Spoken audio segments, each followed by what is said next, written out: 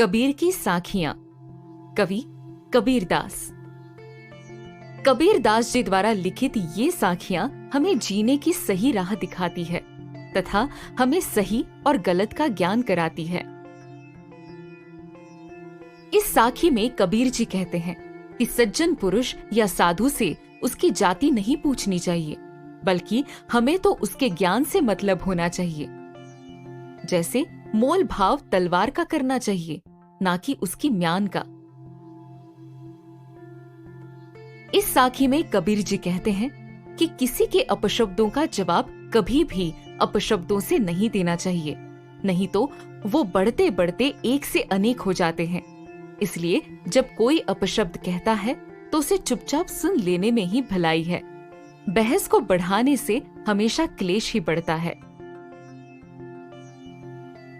इस साखी में कबीर जी कहते हैं कि अगर आपका मन ईश्वर की भक्ति में नहीं लगता है तो फिर हाथ में माला लेकर घूमना और मुंह से ईश्वर का नाम लेना बेकार है, क्योंकि हमारा मन ईश्वर के प्रति समर्पित न होकर दसों दिशाओं में भटकता रहता है।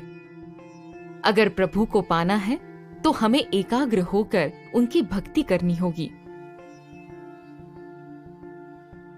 इस साखी में कबीर जी कहते हैं कि हमें कभी भी किसी को छोटा या कमजोर समझकर उसे सताना नहीं चाहिए या उसका निरादर नहीं करना चाहिए।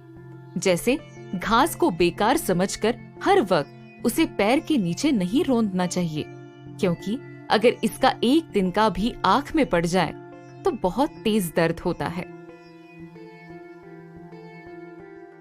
इस साखी में कबीर जी कहते हैं कि इस संसार में कोई किसी का दुश्मन नहीं है।